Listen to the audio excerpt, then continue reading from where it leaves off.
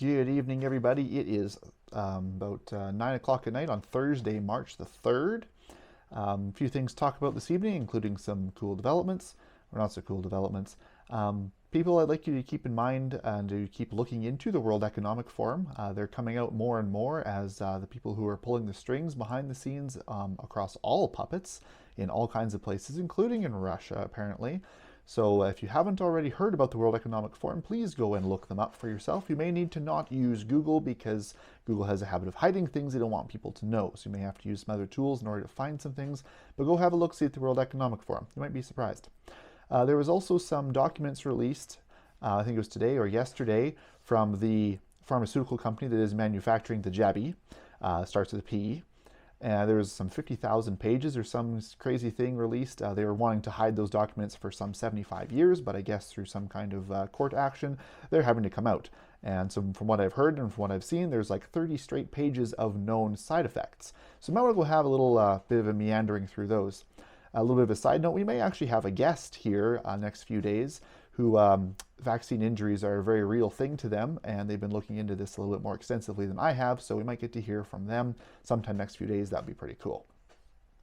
The Iconic Cafe, some people will remember in Ottawa there, they decided to open up and to serve members of the protest.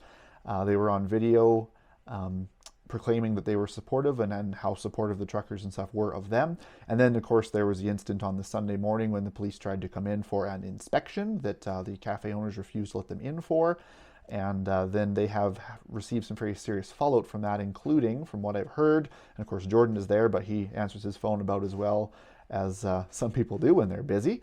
So anyways, he has been in conversation with the cafe owner, and I guess as the cafe was closed as of last night, and there's talks or the possibility of them being kicked out of the location because the city of Ottawa actually owns the property, from what I understand.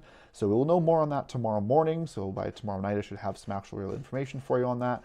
But that is something that's coming along, and it seems kind of silly that the government would go after one restaurant for them serving the protest when there were lots in the area, including like Three Brothers and multiple Tim Hortons and a few other places that openly served the protest and were in favor of it. But the police seem to be cracking down on this one in particular for some strange reason. So not exactly a conspiracy theory, but something smells a little fishy here. So we will see how that develops as we go along.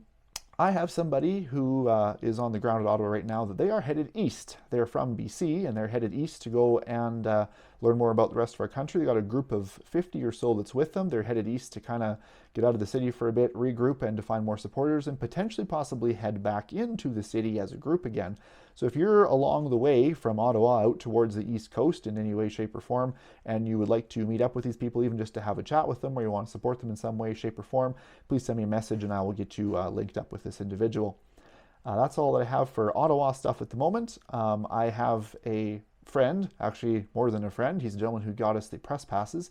He is involved in the Peoples Convoy. That is on the south side of the border, so I may start throwing some tidbits in from there as we hear of them now that we have eyes that are actually physically in there. So that's pretty cool. It snowed here a little bit today, so there's no fertilizer that came today or tomorrow, and probably early next week.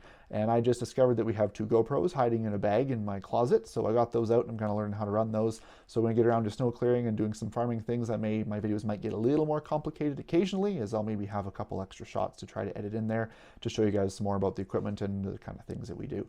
So that's our quick little update for tonight. Again, go take a look at the World Economic Forum. Go take a look, see at the documents released from Pfizer today or yesterday, whatever that was, very recently. Go take a look at some of those and stay tuned for developments on the Iconic Cafe. And remember that the Crackpot Farmer is transitioning over to YouTube, as we're going to be mainly a video-based entity, I guess you could call us at the moment. We're going to be mainly video-based, so we're going to transition over to YouTube. Yes, we're looking into Rumble, but at the moment YouTube, we're already on there, so it's fairly easy for me to just exist and try to transfer over there. So if you're on Facebook, currently is where you're watching us, I would suggest you transfer over to YouTube if you can. We'll still be making our updates available on Facebook for the foreseeable future, but there may come a time when we come off that platform as well. So stay tuned for that, and we'll see you guys hopefully tomorrow. Thank you.